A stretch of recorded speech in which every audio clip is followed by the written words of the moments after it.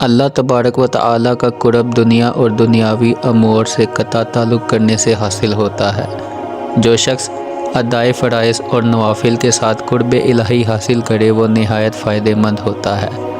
اللہ تعالیٰ سے نزدیکی اس کی بارگاہ میں سوال کرنے سے اور لوگوں سے نزدیکی ترک سوال سے ہو جاتی ہے۔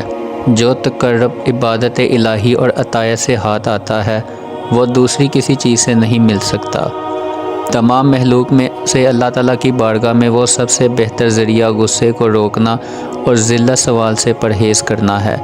صادق اخلاص سے آدمی قرب الہی میں ترقی پاتا ہے اور اس سے ثواب زیادہ ہو جاتا ہے۔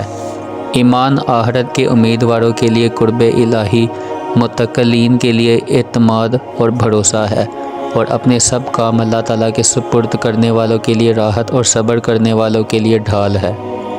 اللہ تعالیٰ کی بارگاہ میں سرجدو ہونے، رکوع کرنے اور اس کی عظمت و جلال کے سامنے اپنی عاجزی اور فروتنی ظاہر کرنے سے اس کا قرب حاصل کرو۔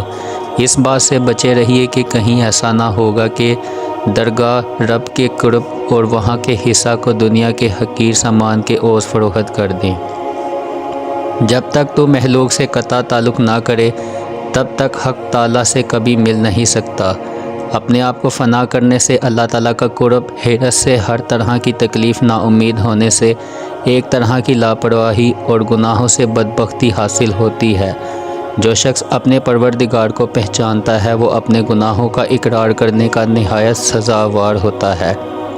اللہ تعالیٰ کی بارگاہ میں بندے کو اخلاص نیت سے قرب ملتا ہے۔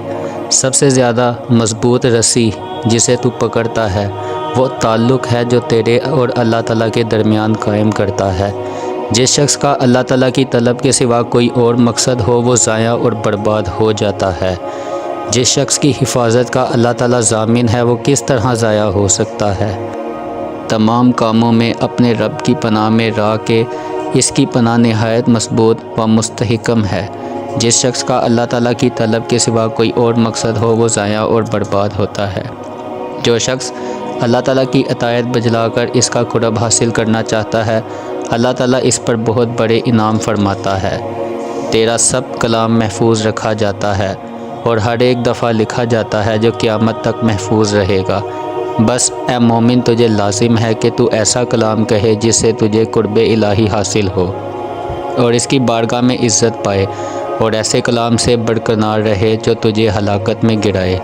جو شخص اللہ تعالیٰ کو پہچانتا ہے وہ کبھی دوسرے پر بھروسہ نہیں کرتا، وہ اللہ تعالیٰ سے ہی آس لگاتا ہے اور اپنی ساری امیدیں اللہ تعالیٰ پر چھوڑ دیتا ہے۔ بے شک قرآن کریم کے مضامین عمیق ہیں، اس کے عجائبات کبھی ختم نہیں ہوتے اور اس کے غرائب کی کوئی انتہا نہیں، اور گمراہی اور جہالت کے اندھیرے اس کے بغیر کبھی دور نہیں ہو سکتے۔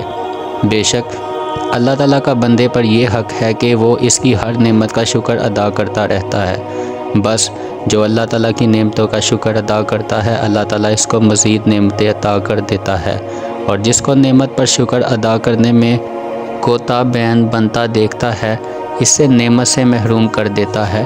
بے شک قرآن پاک وہ ہے جو کبھی حق کے سوا کچھ نہیں بناتا، اور یہ ایسا راہ نما ہے جو کبھی راستے سے بھٹکنے نہیں دیتا، اور ایسا صادق البیان ہے جس کے قریب بھی جھوٹ بھٹکنے نہیں پا سکتا۔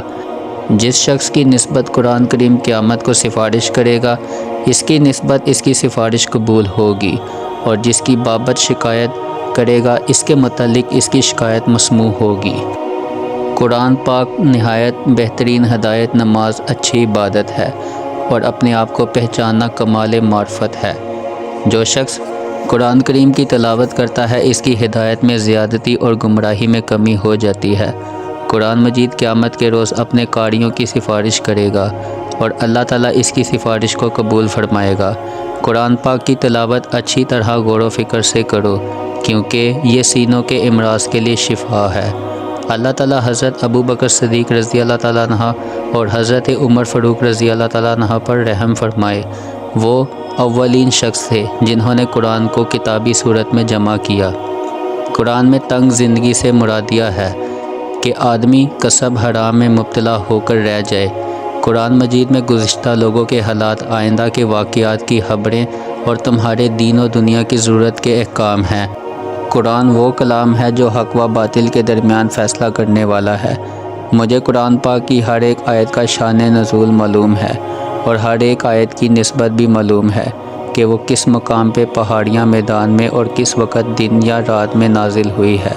قرآن پاک سیکھو، یہ دلوں کے لیے حیاتی کا باعث ہے، اور اس کے نور سے شفا حاصل کرو کہ اس میں مومنوں کے سینوں کے لیے شفا ہے۔ اس قرآن کو لازمی پکڑو، اس کے حلال کو حلال اور حرام کو حرام سمجھو، اس کی محکم آیات پر عمل کرو اور اس کے متشابہ کو اس کے سامنے والے کے سپرد کر دو۔ قرآن قیامت کے دن تمہاری نسبت گواہی دے گا۔ اللہ تعالیٰ سے ایمان کی سلامتی مانگو اور قرآن کریم کے مطابق عمل کیا کرو۔ قرآن مجید کا ظاہر نہایت عمدہ و خوشنما اور اس کا باطن عمیق اور گہرا ہے۔ مجھے قرآن پاک کی ہر ایک آیت کا شان نزول معلوم ہے اور ہر ایک آیت کی نسبت یہ بھی معلوم ہے کہ وہ کس مقام میں میدان یا پہاڑ میں اور کس وقت دن یا رات میں نازل ہوئی۔ میرے رب نے مجھے سمجھدار دل اور بولنے والی زبان عطا فرمائی ہے۔ قرآن پاک کی آیت کو غور و فکر کی نگاہ سے دیکھا کرو اور اس سے عبرت کا سبق حاصل کرو، کیونکہ قرآن پاک نہایت عبرت دلانے والا کلام ہے۔ قرآن پاک ہدایت کی راہ بتلانے کے لیے کافی اور بڑھاپا موت کی خبر لانے کے واسطے وافی ہے۔ احسان کا جمال ترک امتنان منت نہ رکھنا، اور قرآن پاک کا جمال سورہ بقرہ اور سورہ آل عمران ہے۔ سب سے اچھا کلام وہ ہے جس سے کان ہوش نہ ہو اور نہ اس کے سمجھنے سے ذہن اکتائے۔ ایمان کا ثمرہ تلاوت قرآن ہے۔ بہت سی گمراہی کی باتیں ایسی ہیں کہ جن کے ثبوت میں احمق لوگ آیات قرآن پاک کو پیش کر کے ان کو ایک عمدہ صورت میں دکھاتے ہیں۔ جس طرح کے لوگ جھوٹے تابنے کے روبوں پر چاندی کا ملمہ چڑھا کر ان کو رواج دیتے ہیں۔ قرآن پاک نازل ہونے کے بعد اب کسی شخص کے لیے دین کے کاموں میں کوئی حاجت باقی نہیں، اور قرآن پاک کے نازل ہونے سے پہلے امور دین میں کسی شخص کے لیے استغفار کی کوئی صورت نہ تھی۔ جزاک اللہ۔